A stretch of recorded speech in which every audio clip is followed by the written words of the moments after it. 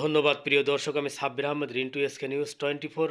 আমি আছি মাতপুর গ্রামে, মানে কুষ্টিয়া 10 নং উজানগ্রাম ইউনিয়নের মাতপুর গ্রামে যে ওয়ার্ড, সেই ওয়ার্ডের জামাতের যে সভাপতি না সেক্রেটারি আমি ক্লিয়ার জানি না, তার নাম হচ্ছে সাহেব আলী। তার যে ছোট ভাই, একদম ছোট ভাই, নাম কি ভাই?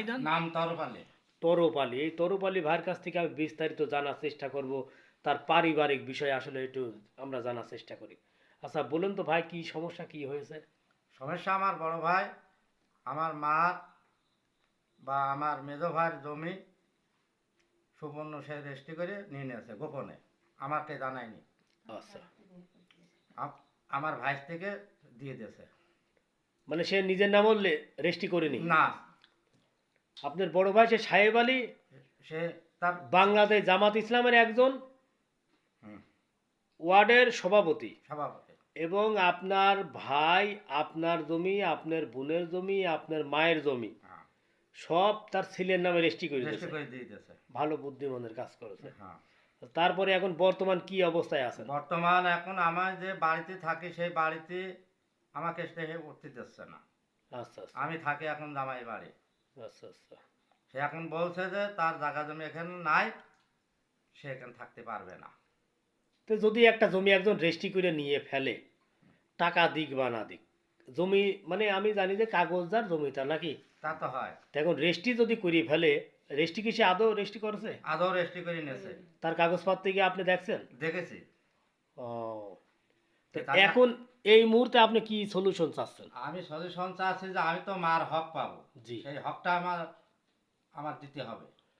এখন আপনার মার যে হক, সেই হক যদি আপনার মা ব্যক্তিগতভাবে দিয়ে থাকে রেজিস্ট্রি করে একজনের নামে, তাহলে কিছু করণীয় মনে হয় থাকবে না। হুম, আর যদি জোর জুলুম করে নিয়ে থাকে, সেটা হচ্ছে আলাদা বিষয়। হুম। আর সেটা সে তারা জোর জুলুম করে নিয়েছে কি স্বেচ্ছায় নিয়েছে, এটা তো আমার জানাই, সেদিন জানায়নি, আমার গোপনে তারা নিয়েছে। আচ্ছা, আপনার মা এখন থাকে কার ভিতরে? এখন বড়জনার ভিতরে, সে কি? সাহেবালের ভিতরে। আচ্ছা, সাহেব আলীর ভিতরে থাকে। সে কি ভালো আছে?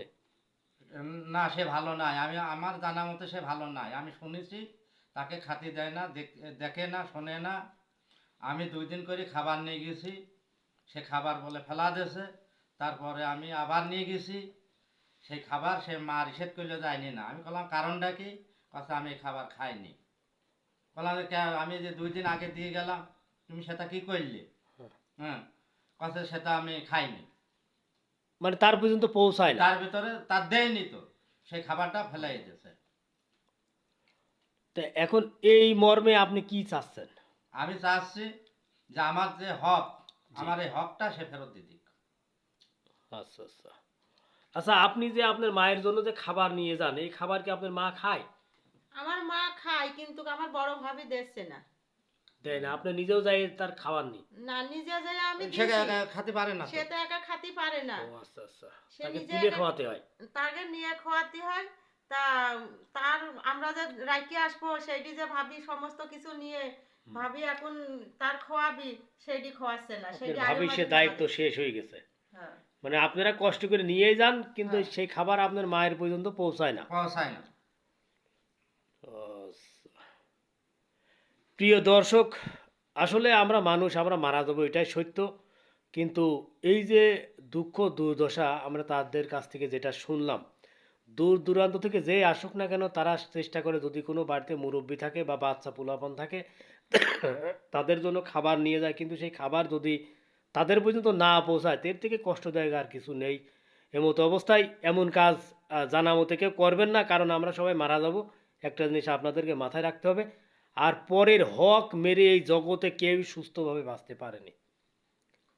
এই জন্য এক মুখে কথা শুনলে অনেক রকম শোনা যায়, আমরা আরও বিস্তারিত জানার চেষ্টা করব। এমতো অবস্থায় সাব্বির আহমেদ, রিন্টু, এসকে নিউজ 24।